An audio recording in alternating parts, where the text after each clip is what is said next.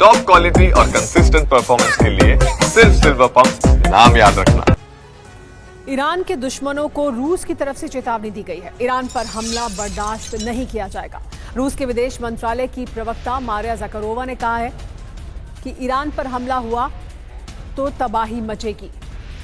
सीधे तौर पर रूस की तरफ से ईरान का समर्थन किया गया और कहा गया कि अगर ईरान पर हमला हुआ तो फिर तबाही होगी।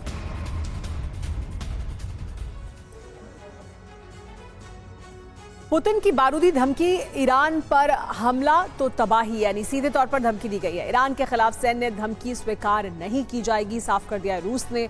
परमाणु ठिकानों पर बमबारी हुई तो विनाशकारी अंजाम होगा इसका। यह भी कहा है कि ईरान को अमेरिका की सैन्य धमकी ठीक नहीं है। ये बयान मारिया ज़कारोवा द्वारा दिया गया, जो प्रवक्ता है विदेश मंत्रालय की। रूस की तरफ से ये बड़ा बयान आया है, आधिकारिक बयान है।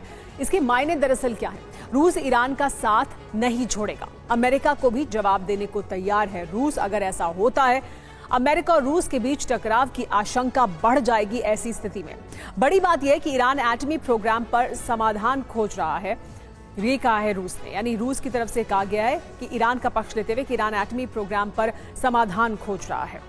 लेकिन एक और बड़ी खबर यह है कि ईरान के समर्थन में आए हैं खाड़ी के देश भी। यूएस ईरान टेंशन पर खाड़ी देशों ने बड़ा बयान दिया है।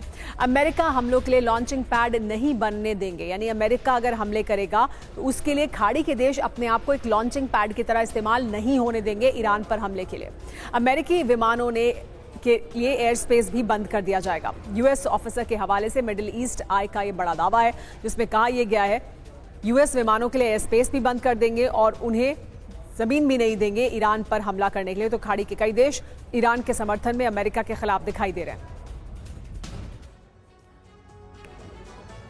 खाड़ी देशों से लेकिन क्या संदेश है? हमले की तारीख क्या करीब है और इस वजह से यह संदेश दिया जा रहा है?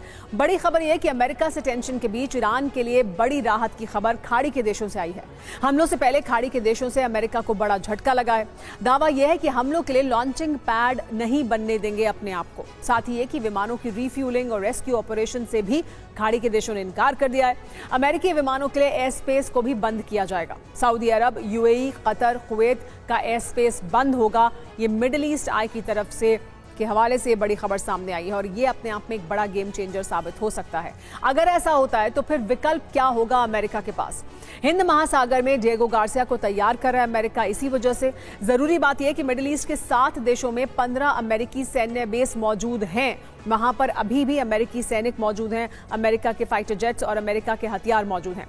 मिडिल ईस्ट में अमेरिका के 60 सैनिकों की तैनाती भी मौजूद है इस समय भी। लेकिन खाड़ी के देश ये कह रहे हैं कि इन जगहों का वो इस्तेमाल नहीं करने देंगे, ना इन बेस का और ना अपनी धरती का। अमेरिका ईरान पर बहुत बड़ी स्ट्राइक लेकिन कर सकता है। इन हमलों में अमेरिका का टारगेट ईरान के परमाणु ठिकाने होंगे। दरअसल इस डर की वजह अमेरिका की अरब में जबरदस्त सैन्य तैनाती है। अमेरिका के फाइटर जेट, बॉम्बर और युद्धपोत ईरान को घेर चुके हैं। बस इंतजार है तो सिर्फ ट्रंप के एक इशारे का।